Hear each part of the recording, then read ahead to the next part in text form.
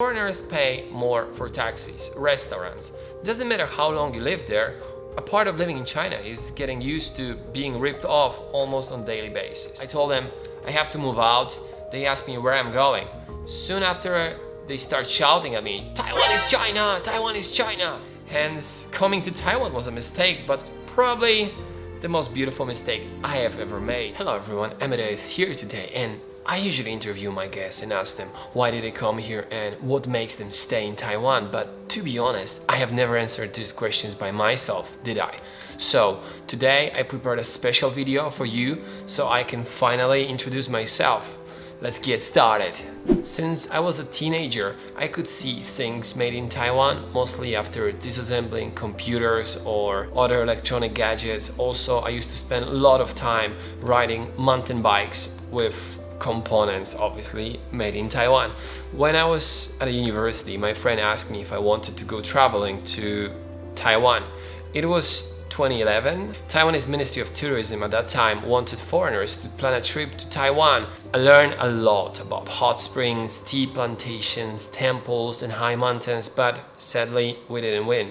When I was in high school, I always wanted to explore the world. The things are so different if you experience them first-handed rather than hearing from someone or, just seeing pictures or videos.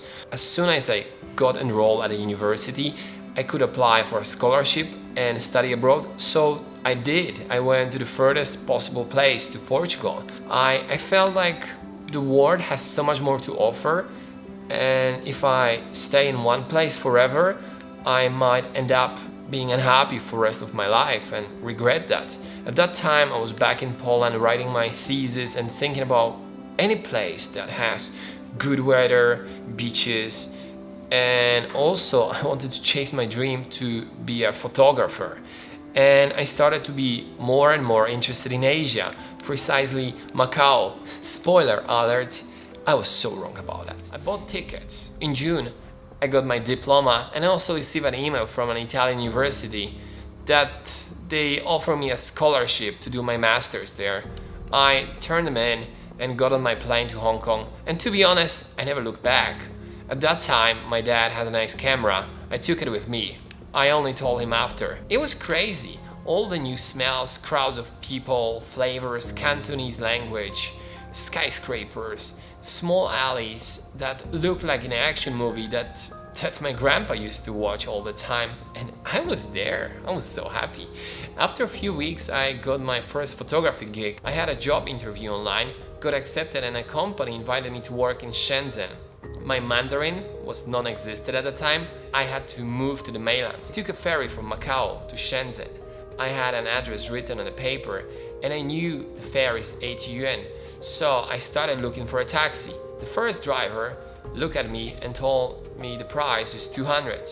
But I told him, no, the price is 80. He just started shouting and left. Then I walked to another driver. He said 150. I told him, no, it's 80. He shut the door and drove away.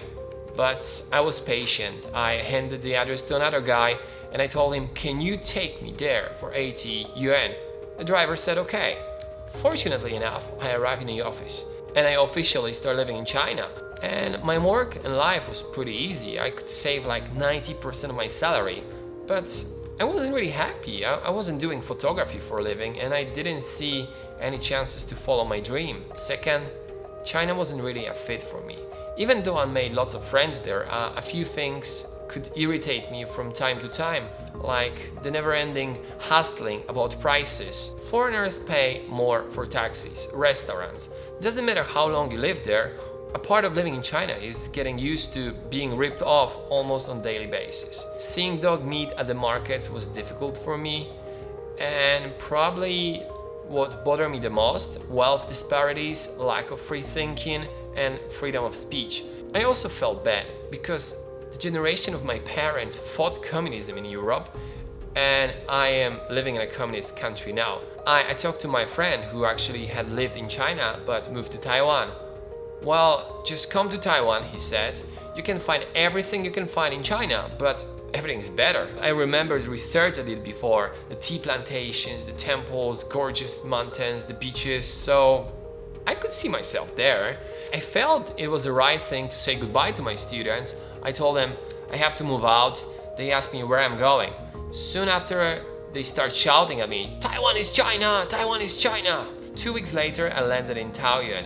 The friend who invited me and the only person I knew in Taiwan didn't show up at the airport. It was raining cats and dogs. Even though it was morning, it was pretty dark. That was my first time in Taiwan and I had to go to Kaohsiung alone. But I felt good. I felt safe. I felt like I'm in a very friendly place since everything was bilingual and people could speak English. There were many differences. First of all, I noticed people don't smoke indoors. In China, that would be normal, even in elevators, taxis, cinemas. During my first weeks of stay, I met lots of foreigners living in Taiwan for a long time, and quite a large group of them would run their own businesses. I realized I found a place I was looking for because I could do it myself. I can become a photographer here. I went to print out my business cards. I used to bring my camera everywhere with me and tell everyone I'm a photographer. In the meantime, I was studying Mandarin. And then this girl, I remember the day exactly, it was on Christmas. She was my best Christmas gift I ever get. We had a nice talk. I really like her. We met a couple of times. However, soon she had to leave for New York. Luckily, not for so long, so we kept chatting online. She returned to Taiwan and we became a couple. And a few months ago, we celebrated 8 years together.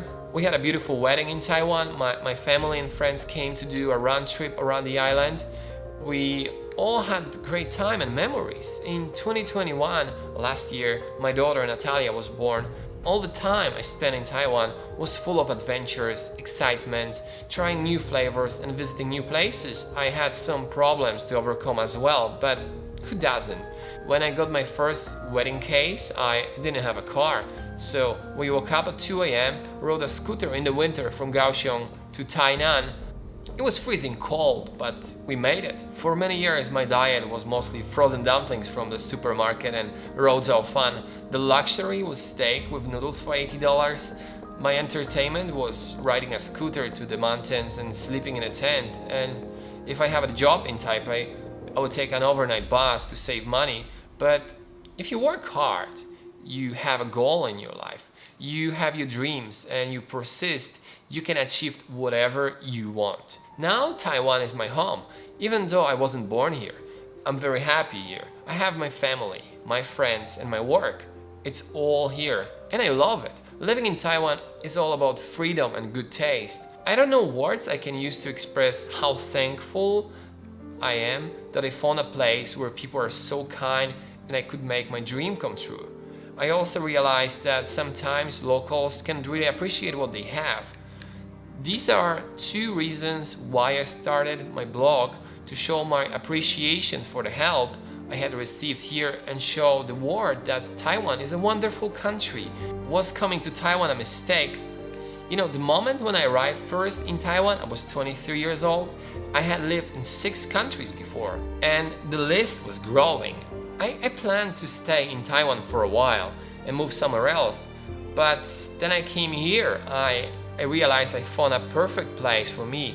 Hence, coming to Taiwan was a mistake, but probably the most beautiful mistake I have ever made. And from the moment I started sharing jokes on my social media till now, lots of change. But I have never imagined there would be so many people interested in it.